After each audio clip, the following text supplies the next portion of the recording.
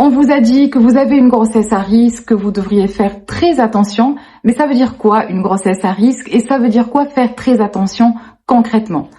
Aujourd'hui, je partage avec toi les indispensables, et j'insiste, les indispensables santé que tu ne dois absolument pas louper pour pouvoir mener ta grossesse à risque de façon optimale, en santé et surtout sans compromis sur ta santé physique et mentale. Et attention, grossesse à risque ne veut pas dire grossesse compliquée, donc tu peux vivre ta grossesse de façon sereine. Cette vidéo est pour toi si tu es enceinte et que tu as plus de 35 ans et surtout si tu te poses ces questions. Est-ce que mon âge va avoir un impact sur ma grossesse? C'est quoi une grossesse à risque? Et est-ce que je vais pouvoir mener cette grossesse jusqu'au bout de façon sereine, en santé et sans complications, et tout ça en utilisant des méthodes holistiques et naturelles. Bonne nouvelle, je vais t'aider à y voir plus clair et surtout à faire les bons choix pour toi et pour ton bébé. Moi, je suis Salma, avec 20 ans d'expertise en pharmacie clinique et en accompagnement patient. J'aide aujourd'hui les femmes à mener une grossesse optimale et optimisée, surtout sans compromis sur leur santé mentale et physique. Ce que je vais te partager ici est le fruit de mon parcours scientifique, mais pas que. C'est surtout aussi mon expérience de terrain. Avec 4 enfants à la maison, dans des jumelles, je peux te dire que je sais de quoi je parle. J'ai traversé les mêmes étapes que toi. Si tu es enceinte après 35 ans, comme je l'ai été, tu as forcément entendu ces phrases. Ce n'est pas trop tard. Attention, ta grossesse est à risque. Est-ce que tu es sûre de ce que tu fais? Est-ce que tu vas pouvoir t'occuper de ton bébé par la suite? Attention, tu n'as plus 20 ans. Qu'est-ce que ça provoque chez toi? De la peur, de l'anxiété, de la culpabilité et même des doutes sur ce que tu sais faire et sur ce que tu ne sais pas faire, sur ce que tu peux faire, sur ce que tu ne peux pas faire. Et tu vas trouver tellement d'infos contradictoires de partout. Donc moi je dis stop à tout ça, il faut aller vers l'essentiel pour que ta grossesse se passe bien. Un des premiers obstacles que j'ai rencontrés ayant eu des enfants après 35 ans et que tu vas aussi rencontrer, c'est qu'il y a beaucoup trop d'infos sur Internet et que ces informations sont souvent contradictoires. Ce qu'il faut savoir, c'est que des recommandations officielles, médicales, sécurisées pour les grossesses de plus de 35 ans existent. C'est pour ça d'ailleurs qu'on étiquette ces grossesses avec le mot compliqué, grossesse compliquée ou grossesse gériatrique. Je n'apprécie pas du tout ce mot et j'espère qu'un jour ça va changer, mais pour l'instant c'est comme ça.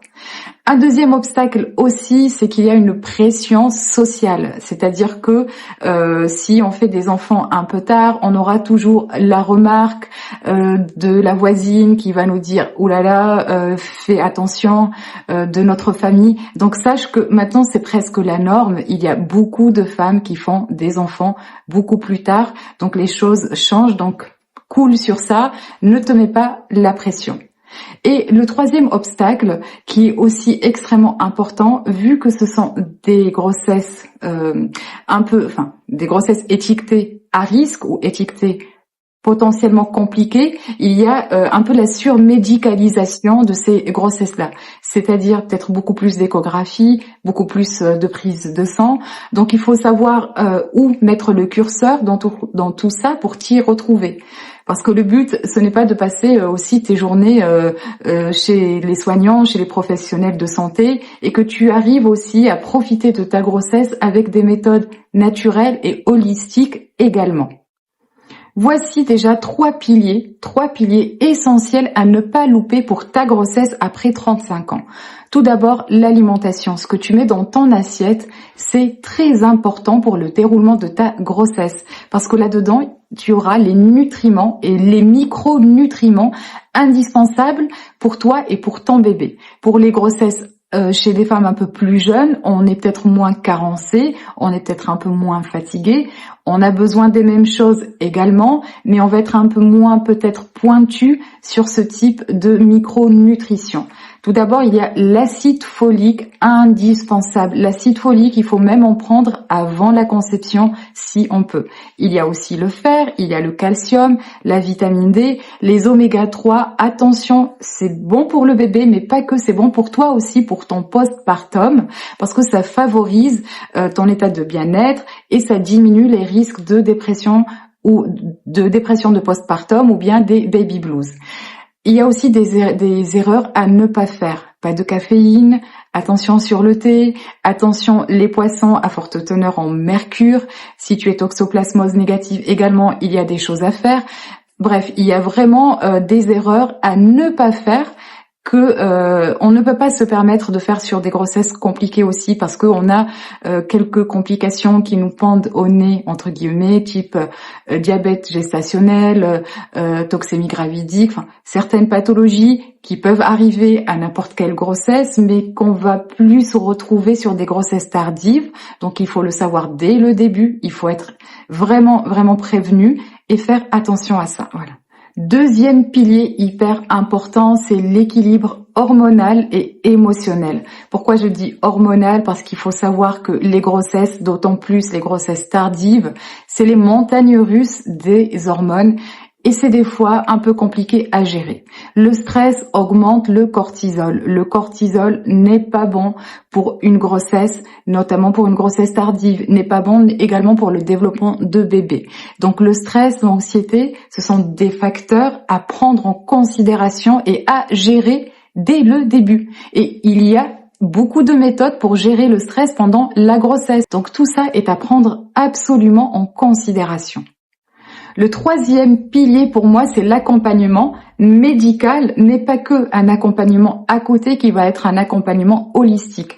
Accompagnement médical, gynécologue, sage-femme, privilégie peut-être des professionnels qui ont l'habitude d'avoir des grossesses tardives de préférence, donc avec un peu plus d'expérience, mais indispensable. L'accompagnement holistique va te permettre d'avoir accès à des ressources naturelles pour ne pas surmédicaliser ta grossesse, pour pouvoir aussi utiliser ces outils pour optimiser ta grossesse, être en bonne santé et surtout pouvoir en profiter. En plus d'être en bonne santé, c'est bien aussi d'en profiter. C'est pas parce qu'on a une grossesse tardive que notre seul et unique but, c'est d'être en bonne santé, que notre bébé aussi. Oui, donc ces méthodes-là vont t'aider toi à être en bonne santé, vont aider ton bébé à être en bonne santé, mais aussi ces méthodes vont t'aider à bien profiter de tout ça, parce qu'une grossesse, ça ne dure que 9 mois et après c'est fini. Et après on passe à la suite, c'est sympa aussi, mais ce n'est pas la même expérience. Pour moi, c'est très important de ne pas se sentir obligé de subir des interventions ou de faire des choses inutiles ou qui ne te correspondent pas.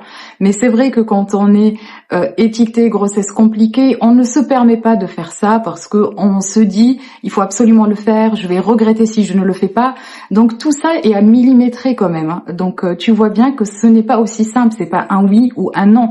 Je le fais ou je le fais pas, tout est à millimétrer parce que chaque grossesse est unique, chaque femme est unique et chaque bébé sera unique, donc il faut quelque chose de personnalisé.